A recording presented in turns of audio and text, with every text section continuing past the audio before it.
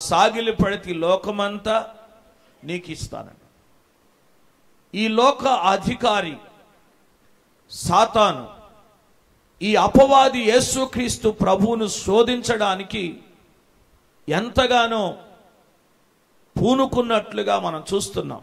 కానీ 10వ వచనంలోకి వచ్చేసరికి యేసుక్రీస్తు ప్రభువు అంటాడు, సాతానా పొమ్ము, ప్రభువైన దేవునికి మ్రొక్కి ఆయనను మాత్రమే సేవింపవలెనని వ్రాయబడి ఉన్నది కదా అని అంటాడు. సాతాన్ని గద్దించాడు. సాతాను లోకాన్ని చూపినప్పుడు, లోకం యొక్క వైభవాన్ని చూపించినప్పుడు, లోకం యొక్క మహిమను సాతాను ప్రభువుకు చూపించినప్పుడు, ఆ ప్రభువు ఆ లోకాన్ని ఆశించకుండా, లోకాన్ని ప్రేమించకుండా ఆ సాతానుని గద్దించాడు. లోకాన్ని చూపించిన సాతాన్ని, లోకం యొక్క వైభవాన్ని, లోకం యొక్క మహిమను చూపించిన సాతాన్ని ప్రభు గద్దించాడు. సాతానా పొమ్ము, ప్రభు అయిన నీ దేవునికి మాత్రమే నీవు మొక్కాలి, ఆయనకు మాత్రమే నమస్కారం చెయ్యాలి అని రాయబడింది కదా. నీకు సాగిలి పడటం ఏంటి అంటే, లోక వైభవాన్ని చూసి, లోకం యొక్క మహిమను చూచి దాన్ని అనుభవించాలి, దాన్ని పొందాలి అనేటువంటి ఆలోచన ఎవరికైనా వచ్చింది అని అంటే వాడు సాతానికి లోబడినట్లే, సాతానికి సాగిలపడినట్టే. లోక వైభవాన్ని చూచి లోకాన్ని ఆశిస్తే, లోక సంపదను చూసి ఆశిస్తే సాతానికి సాగిలపడినట్లే. కనుక అందుకొరకే సాతాన్ని ప్రభువు గద్దించినట్లుగా లేఖన భాగంలో మనం చూస్తున్నాం. దేవునికి స్తోత్రం, హల్లెలూయా. కనుక ప్రభువునందు ప్రేర, అందుకొరకే లోకాన్ని స్నేహించొద్దు. లోక స్నేహము దేవునికి వైరము, లోక స్నేహము దేవునికి వైరం. లోకాన్ని ప్రేమించేవాడు దేవుని ప్రేమించడు, లోకాన్ని ప్రేమించేవాడు దేవుని ప్రేమించడు. ఒకవేళ దేవుని ప్రేమించటలేదు అని అంటే దేవుణ్ణి ద్వేషిస్తుడని అర్థం, దేవుణ్ణి తృణీకరిస్తుడని అర్థం. కనుక నిన్ను పుట్టించిన వాడు దేవుడు, నిన్ను నిర్మించిన వాడు దేవుడు, తల్లి గర్భములో నుండి నిన్ను ఉద్భవింప చేసిన వాడు దేవుడు. సమస్తము ఆయన మూలముగా కలిగెను, కలిగి ఉన్నది ఏదియు ఆయన లేకుండా కలుగలేదు. మనలను ఆయన పుట్టించెను, మనం ఆయన వారము అని వ్రాయబడిన వాక్యం. స్తోత్రం, హల్లెలూయా. పుట్టించిన దేవుణ్ణే విసర్జిస్తే, లోకాన్ని స్నేహించి, లోకాన్ని ప్రేమించి, లోక వైభవాన్ని చూచి, లోకం యొక్క మహిమను చూచి ఒకవేళ నిన్ను పుట్టించిన దేవుణ్ణి ద్వేషిస్తున్నవేమో, నిన్ను పుట్టించిన దేవుణ్ణి విసర్జిస్తున్నవేమో. ఇశ్రాయేలీయులు క్రొవ్వి బలిసి తమ కాలు జాడించినట్టుగా ఒకవేళ కాలు జాడిస్తున్నావేమో. వారిని గురించి ఇలాగ వ్రాయబడిన మాటలవి. లోకాన్ని స్నేహించేవాడు దేవుణ్ణి ద్వేషిస్తున్నాడు, లోకాన్ని ప్రేమించేవాడు దేవుని ద్వేషిస్తున్నాడు. కనుక దేవుణ్ణి ప్రేమిస్తే నీకు ఆశీర్వాదం, దేవుణ్ణి ప్రేమిస్తే నీకు పరలోకం, దేవుణ్ణి ప్రేమిస్తే దేవుని రాజ్యాన్ని చేరుకుంటావు, దేవుణ్ణి ప్రేమిస్తే నరకం నుండి తప్పించబడతావు. దేవునికి దాసుడుగా ఉండాలి, దేవుడే నీకు యజమానుడిగా ఉండాలి.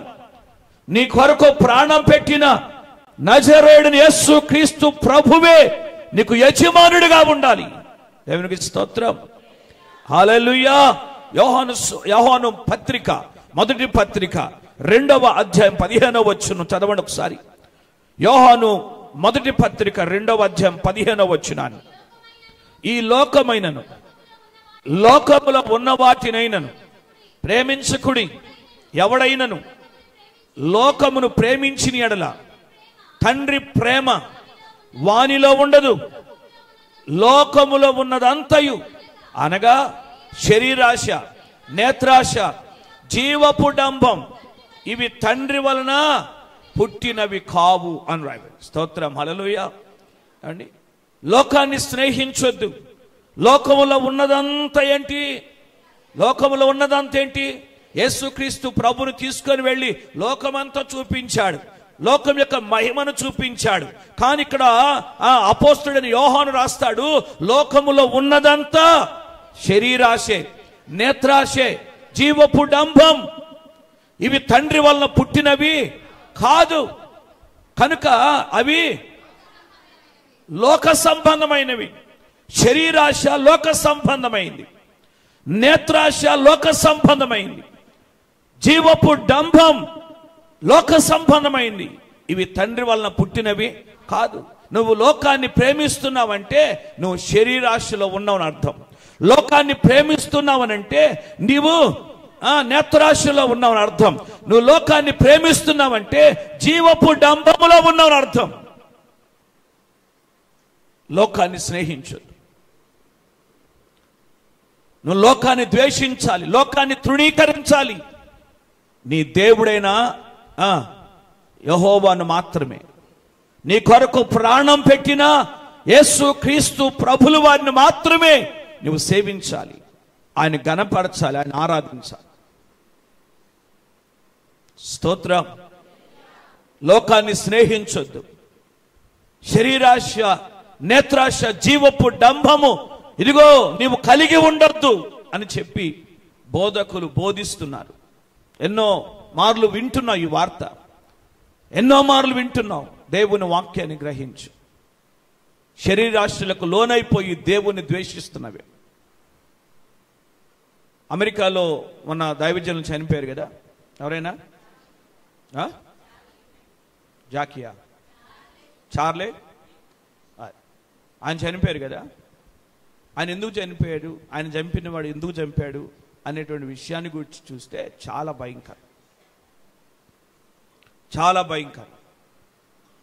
ఆ దైవజనుడు పాపాన్ని గురించి ఖండిస్తున్నాడు, ఆ దైవజనుడు పాపాన్ని ద్వేషిస్తున్నాడు. జీవితాలు పరిశుద్ధపరచబడాలి, బ్రతుకులు మారాలి అని చెప్పి ఎంతగానో వైరాగ్యంతో దేవుని వాక్యాన్ని బోధిస్తున్నాడు. పాపం చేయొద్దు, వ్యభిచరించొద్దు, పురుష సంయోగం, విగ్రహారాధన, భయంకరమైనటువంటి పాపాల గురించి ఆయన ప్రకటిస్తూ ప్రజల్ని దేవుని వైపు, దేవుని తట్టు త్రిప్పుతున్నాడు. పాపాన్ని ద్వేషించాడు, కానీ పాపాన్ని ప్రేమించిన ఒక వ్యక్తి ఆ దైవజనుడిని చంపేశాడు. పాపాన్ని ప్రేమించిన వాడు, శరీరాశలో ఉన్నవాడు, లోకాన్ని స్నేహించిన ఒక వ్యక్తి ఆ దైవజనుడిని చంపాడు. వాడు ఒక పురుష సంయోగుడు అని చెప్తున్నారు వార్తలు. పురుష సంయోగుడు ఒక భయంకరమైన పాపములో ఉన్నాడు. ఒక ట్రాన్స్జెండర్ ఆ వ్యక్తిని ప్రేరేపించినట్టుగా చెప్తున్నారు కొంత. చాలా భయంకరమైనటువంటి విషయం. లోకాన్ని ప్రేమిస్తే దేవుని ఏం చేస్తారు? ద్వేషిస్తారు. దేవుని సేవకుని ద్వేషించి చంపేశాడు. భయంకరమైన పరిస్థితులు ఉన్నాయి లోకంలో. కానీ నరకానికి, అగ్నిగుండానికి లోనైపోతారు లోకాన్ని స్నేహించిన వాడు. అందుకే దేవుని వాక్యలో మనం పరిశీలన చేసినట్లయితే యోహాను సువార్త 5వ అధ్యాయం 21వ వచనం చదవండి ఒకసారి. యోహాను సువార్త 5వ అధ్యాయం 21వ వచనాన్ని.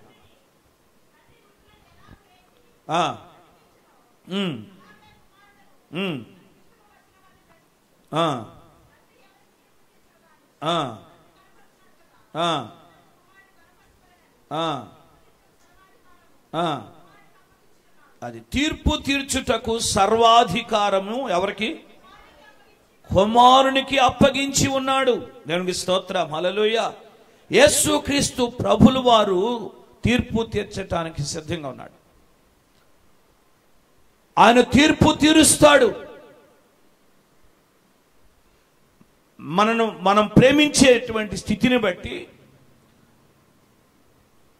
మనము ఎవరికి దాసులుగా ఉన్నాము అనేటువంటి దానిని బట్టి యేసుక్రీస్తు ప్రభుల వారు ఆయన తీర్పు తీర్చబోతున్నాడు. లేవీకాండంలో చూస్తే 26వ అధ్యాయం 1వ వచనం నుండి చదవండి. 1-2 వచనాలు చదవండి ఒకసారి. లేవీకాండం 26వ అధ్యాయం 1-2 వచనాలు. విగ్రహములు చేసుకొనకూడదు. చెక్కిన ప్రతిమను గాని బొమ్మను గాని నిలువబెట్టకూడదు. మీరు సాగిల పడుటకు ఏదో ఒక రూపముగా చెక్కబడిన రాతిని మీ దేశములో నిలపకూడదు. నేను మీ దేవుడునైన యెహోవాను. నేను నియమించిన విశ్రాంతి దినమును మీరు ఆచరించాలి. నా పరిశుద్ధ మందిరమును సన్మానించాలి. దేవుని స్తోత్రం. హల్లెలూయా. నేను నియమించిన విశ్రాంతి దినమును మీరు ఆచరించాలి. నా పరిశుద్ధ మందిరమును మీరు సన్మానించాలంటాడు. విగ్రహాలు చేసుకోవద్దు, ఏ రూపము చేసుకోవద్దు. మీరు సాగిలపడటానికి ఏదో ఒక రూపాన్ని చేసుకొని మీ ఎదుట పెట్టుకోవద్దు. విగ్రహాలు కాదు మీరు సాగిలపడాల్సింది. నీ దేవుడు పరిశుద్ధుడైన దేవుడు. నీ దేవుడు నీ కొరకు ప్రాణం పెట్టినవాడు, నీ కొరకు రక్తం కార్చినవాడు. ఆయనకే సాగిలపడాలి, ఆయన ఎదుట సాగిలపడాలి.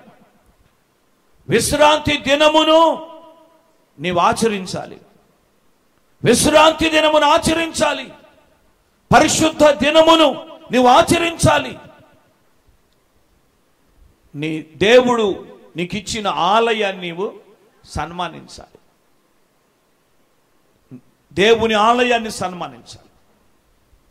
ఇప్పుడు ఇదంతా జరగాలి అని అంటే నువ్వు పరిశుద్ధ ఆ విశ్రాంతి దినమును పరిశుద్ధంగా నువ్వు ఆచరించాలంటే ముందు నువ్వు దేవుని ప్రేమించాలిగా. దేవుని ఆలయాన్ని నువ్వు సన్మానించాలి అని అంటే ముందు నువ్వు దేవుని ప్రేమించాలిగా.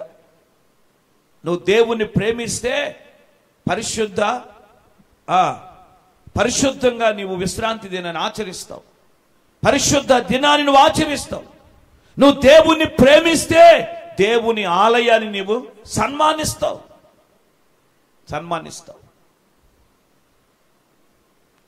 కనుక నీ ప్రేమ ఏంటో, ఎవరికి దాసులుగా నీవు ఉన్నావో దేవుని వాక్యాన్ని బట్టి గ్రహించాలి. నీ కొరకు సాగిలపడటానికి ఏదో ఒక రూపము చేసుకొని సాగిలపడొద్దు. అది దేవునికి వ్యతిరేకమైంది, విరోధమైంది. నువ్వు దేవునికి మాత్రమే దాసుడుగా ఉంటే, దాసురాలుగా ఉంటే దేవుడు ఎంతగా నిన్ను ప్రేమిస్తాడు. ప్రసంగి గ్రంథం 7వ అధ్యాయం 12వ వచనం చదవండి ఒకసారి. ప్రసంగి గ్రంథం 7వ అధ్యాయం 12వ వచనాన్ని.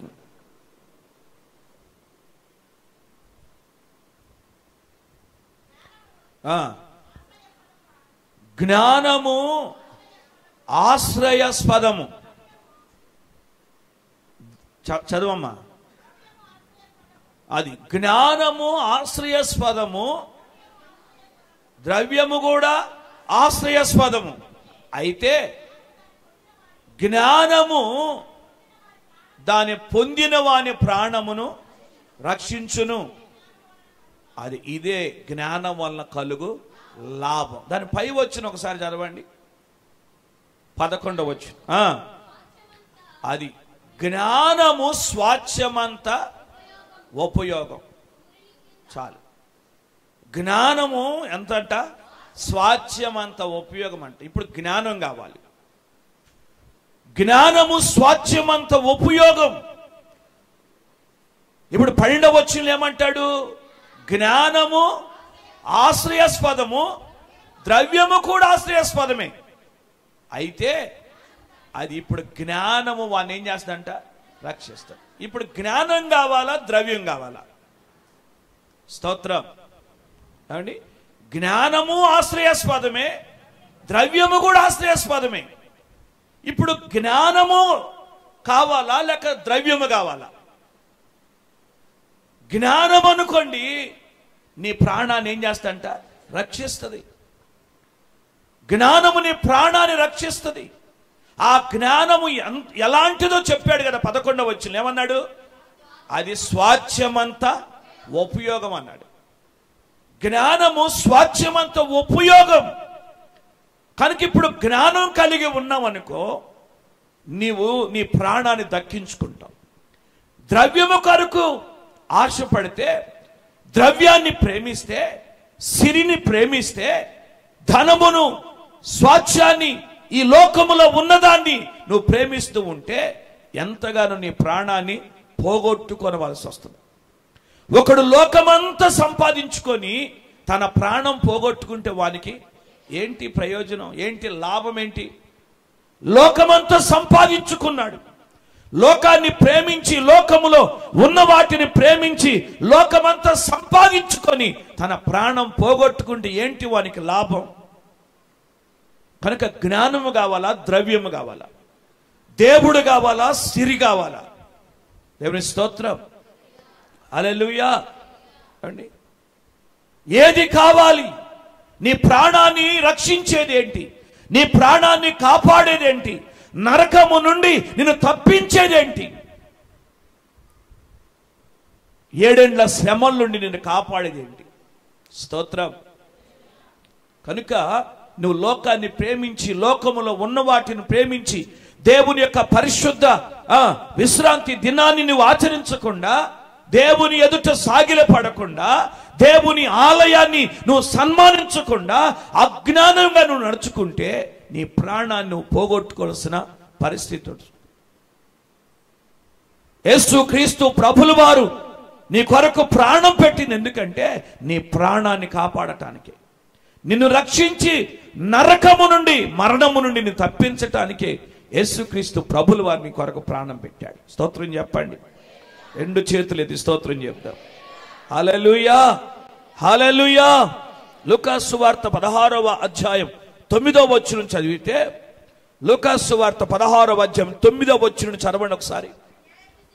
అన్యాయపు సిరి వలన మీకు స్నేహితులను సంపాదించుకొనుడి, ఎందుకనగా ఆ సిరి మిమ్మల్ని వదిలిపోతుంది. అది వదిలిపోయినప్పుడు వారు నిత్యమైన నివాసములలో మిమ్మును చేర్చుకొందురని నీతో చెప్పుచున్నాను. దేవుని స్తోత్రం, హల్లెలూయా. అని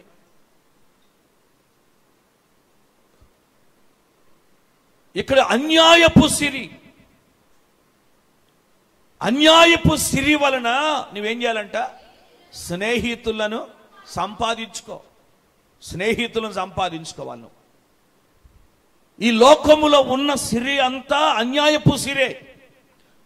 ఈ అన్యాయపు సిరి వలన నువ్వేం సంపాదించాలి? స్నేహితులను సంపాదించుకోవాలి.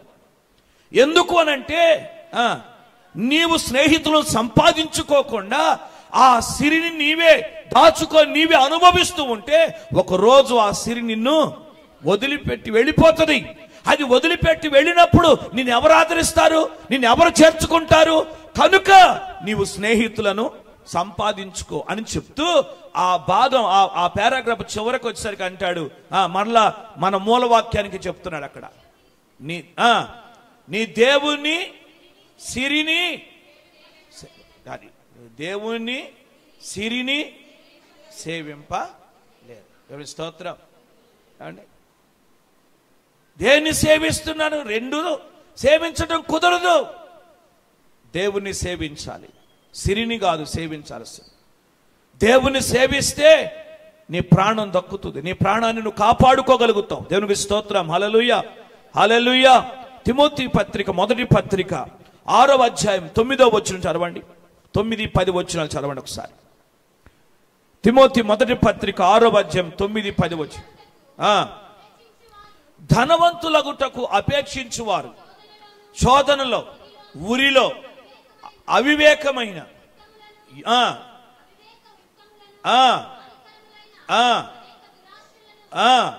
అది దురాశల్లో పడిపోతారు. శ్రమలోను శోధనలో పడతారంట. ఎవరో? అది ధనాన్ని అపేక్షించేవారు, ధనాన్ని ప్రేమించేవారు, సిరిని ప్రేమించేవారు శ్రమలోను శోధనలో ఉరిలో పడతారు. అండి, తర్వాత అక్కడే 17వ వచనం చదవండి ఒకసారి. 17, 19 వచనాలు. ధనవంతులైన వారు గర్విష్ఠులు కాక అస్థిరమైన ధనమందు నమ్మిక ఉంచక, ఇది అస్థిరమైన ధనము గనుక, ఇది అస్థిరమైన సిరి గనుక దీని యందు నమ్మిక ఉంచక సుఖముగా ఆ సిరిని అనుభవించాలి అంటే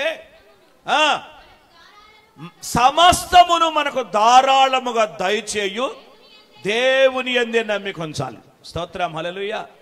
సిరి యందు నమ్మిక ఉంచొద్దు, ధనమునందు నమ్మిక ఉంచొద్దు, సమస్తమును దయచేయు దేవుని యందే నీవు నమ్మిక ఉంచు.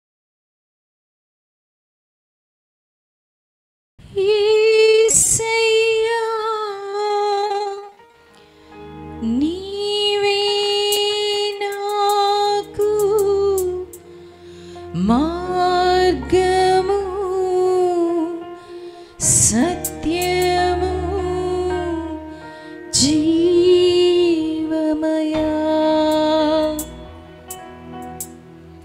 నిన్ను విడచి ఉండలేనయ్యా, నీ ప్రేమను మరువలేనయ్యా, నిన్ను విడచి ఉండలేనయ్యా, నీ ప్రేమను మరువలేనయ్యా. నన్ను ప్రేమించెను, నన్ను విడిపించెను, నన్ను దీవించెను, నన్ను బ్రతికించెను, అనుక్షణము రక్షించెను. యేసు అనుక్షణము రక్షించెను, అనుక్షణము రక్షించెను. యేసు నన్ను అనుక్షణము రక్షించెను. నా దేవుడు గొప్ప దేవుడు, నా యేసయ్య ప్రేమామయుడు. నా దేవుడు గొప్ప దేవుడు, నా యేసయ్య ప్రేమామయుడు. నిన్ను విడచి ఉండలేనయ్యా, నీ ప్రేమను మరువలేనయ్యా, నిన్ను విడచి ఉండలేనయ్యా, నీ ప్రేమను మరువలేనయ్యా.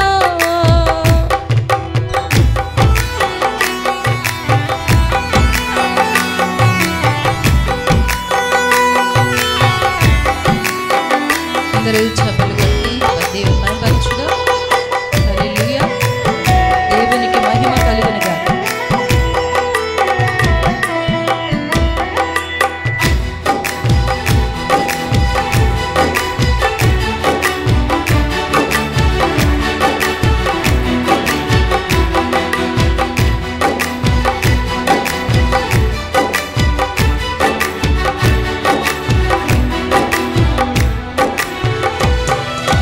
నా శత్రువులే నన్ను చుట్టుముట్టినా, కారు చీకటి నన్ను కమ్మివేసినా,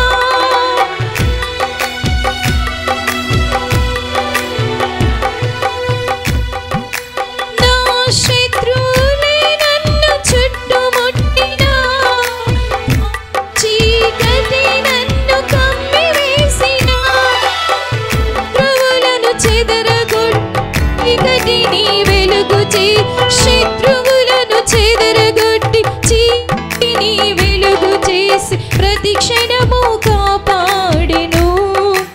యేసు నన్ను ప్రతి క్షణము కాపాడెను. నా దేవుడు గొప్ప దేవుడు, నా యేసయ్య ప్రేమామయుడు.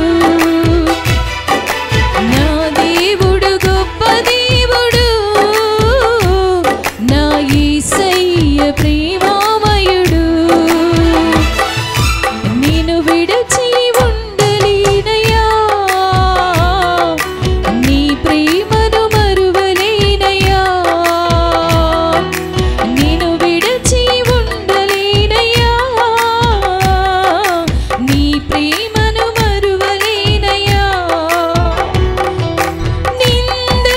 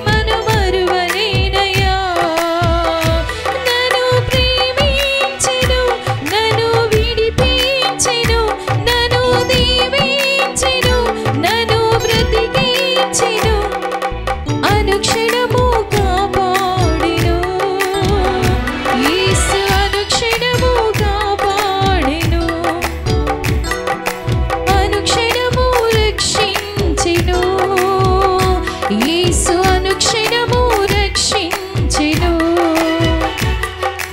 నా దేవుడు గొప్ప దేవుడు, నా యేసయ్య ప్రేమామయుడు. నా దేవుడు గొప్ప దేవుడు, నా యేసయ్య ప్రేమామయుడు. నిన్ను విడిచి ఉండలేనయ్యా, నీ ప్రేమను మరువలేనయ్యా. నిన్ను విడిచి ఉండలేనయ్యా, నీ ప్రేమను మరువలేనయ్యా. నన్ను ప్రేమించెను, నన్ను విడిపించెను, నన్ను దీవించెను, నన్ను బ్రతికించెను, నన్ను ప్రేమించెను, నన్ను రక్షించెను, నన్ను విడిపించెను, నన్ను దీవించెను, అనుక్షణము రక్షించెను. యేసు అనుక్షణము రక్షించెను, అనుక్షణము రక్షించెను. యేసు అనుక్షణము రక్షించెను. నా దేవుడు గొప్ప దేవుడు, నా యేసయ్య ప్రేమామయుడు. నా దేవుడు గొప్ప దేవుడు, నా యేసయ్య ప్రేమామయుడు.